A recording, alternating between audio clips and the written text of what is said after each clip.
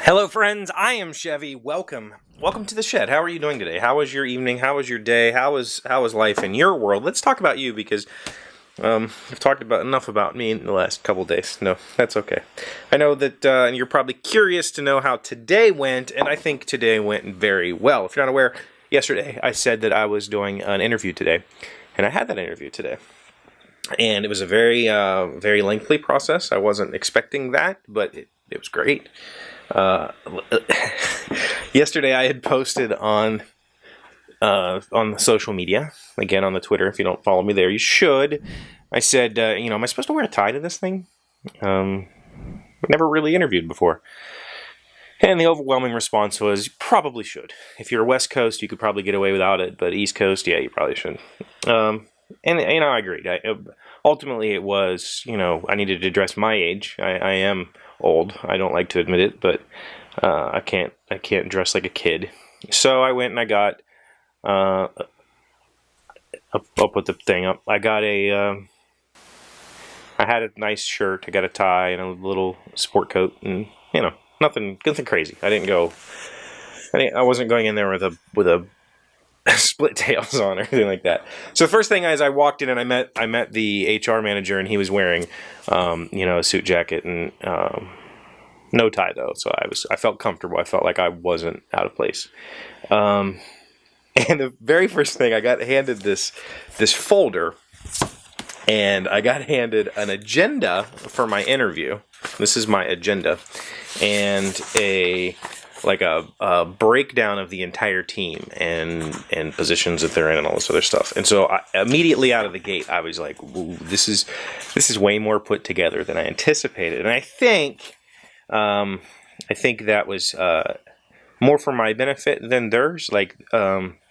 I thought this was very respectful, showing me a lot of respect, which was really interesting. I've always imagined the interview process as, what can you do for us? Less of, we want to show you that we're interested in you as a candidate. So that was cool, and it was about a 3-hour long process.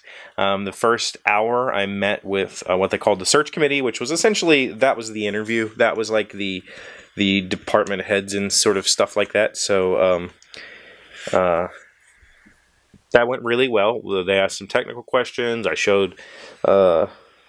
No, I didn't show them any code. We discussed the things that I have done, the things that I have built, that sort of stuff, talked about expectations and that sort of thing. And then the next hour was with the actual team that was hiring. The whole team was there, and that was really interesting because they were a really fun group of people. And I showed them my functional specs and stuff like that because I can't. The code that I had, it was live. I couldn't really show them that much technically. We discussed, I'd spent some time last night cramming, learning their framework and stuff, because I knew that they were using a particular framework that I'd never heard of. So I had to go learn a little bit about that so that I was prepared. And that came up a little bit, as did some other programming languages and such.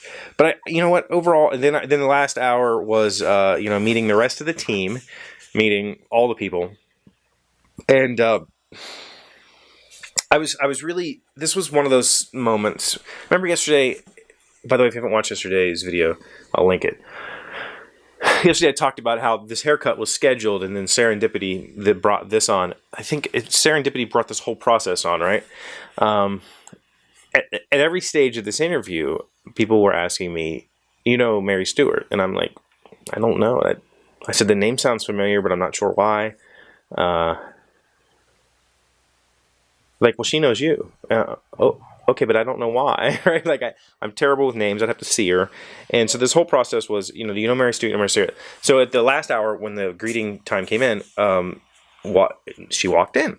And yes, I know Mary Stewart very well, but I never knew her as Mary Stewart. I think that's why.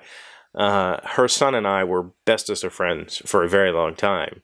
And so, I spent lots of time in her house. And that was really interesting. And so at the end, the HR manager told me that she had seen this article, about me. She had seen my article and mentioned me to him. And then shortly, like within a few hours of that, I had submitted my application for a completely different job to them. And he looked over my resume and was like, I think you're a much better fit for this other position, and showed it to that manager. And that, so serendipity, like honestly, sometimes things work out in a weird fashion. The cool thing is, this job it's everything. Like, and that's exactly what I wanted. When what I would consider a junior developer, I feel like I'm a mid-level or junior developer. Like, I've never had a mentor, so going to a software firm and saying, hire me, is very difficult for me, because I don't have like a skill. Like, I'm not a back-end developer. I'm not a database admin. I'm not a front-end designer. I've done all of that. So I've tinkered with it all, but I've never really fully developed any of those particular skills. And what they need is somebody who is able to do it all. And that's exactly what they want. And they want creative people. They want people who can do graphics, who can do, coding, architecture, the whole spiel. And I fit that mold very well. But more importantly to me, this job fits me. Like, all the things on this job sheet, this announcement sheet, are yeah. I was really blown away. Like, I was really shocked, and it was really fun. And the whole staff was a really awesome group of people. And my biggest concern going into it was that part of the reason they're hiring is because they just recently, like in the last year, lost like almost their entire coding team. And I was like, that's kind of a red flag. But as it turns out, they were all young developers who were chasing, raises, essentially, and ended up with some contracting firms that, gave signing bonuses. And so they kind of drug each other out. And so I don't think it's a leadership issue, which is super good for me, because I thrive under good direction. I thrive when there's strong leadership who can really help the momentum of a project. I'm really excited about this. Like, truthfully, extremely excited. The whole process was amazing. They kept asking if I needed a break. Like, no, I'm loving this. Like, it was a very personal interview. It wasn't like, show us what you can do, we're going to grill you on this. It was very personable, and the people were very personable, and they asked awesome questions, and they laughed a lot, which is part of the reason I hate losing the job that I have. Is the family that we had at RISA was just immeasurably awesome compared to every other job I've ever had, and leaving a family like that is really hard.